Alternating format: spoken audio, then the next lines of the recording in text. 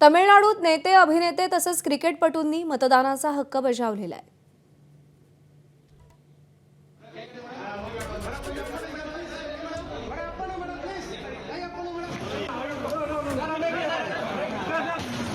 तर अभिनेता धनुष यांना मतदानाचा हक्क बजावलाय. द्रमुकच्या खासदार कनिमोळी यांनी देखील मतदानाचा हक्क बजावलाय. तर क्रिकेटपटू आर अश्विन यांनी देखील आपल्या मतदानाचा हक्क बजावलेला आहे.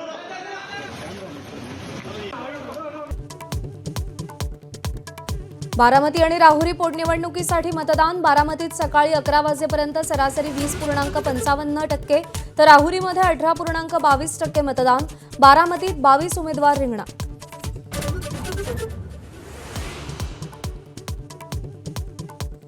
सुनेत्रा पवार यांनी काटेवाडीत तर अक्षय कर्डिलेंनीही मतदानाचा हक्क बजावला.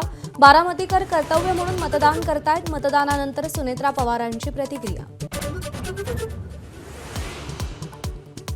2029ला बारामतीतून मी लढावं अशी कार्यकर्त्यांची इच्छा. जय पवारांचं वक्तव्य.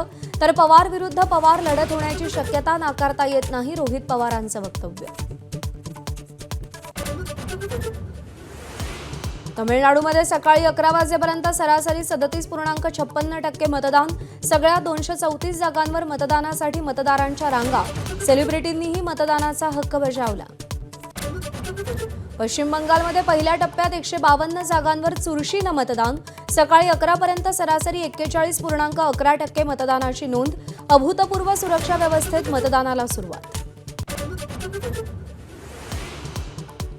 शिवसेना आमदार संजय गायकवाडांनी पुन्हा शिवीगाळ केली. शिवाजी कोण होता या पुस्तकाच्या प्रकाशकांना घरात घुसून मारण्याची धमकी. तर संजय गायकवाड भूमिकेवर ठाम.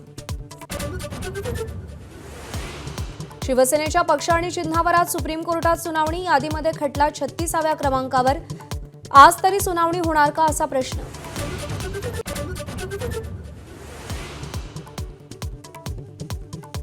नेस्को ड्रग्ज प्रकरणातला मुख्य आरोपी भारत सोडून पळाला. मुख्य आरोपीची गर्लफ्रेंड जिया जेकबला काल अटक.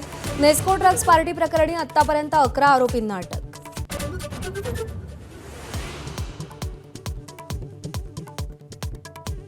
इराणसोबत 3 दिवसात पुन्हा चर्चा सुरू होईल. डोनाल्ड ट्रम्प यांचा दावा. मात्र इराणकडून अजूनही कोणताच प्रतिसाद नाही.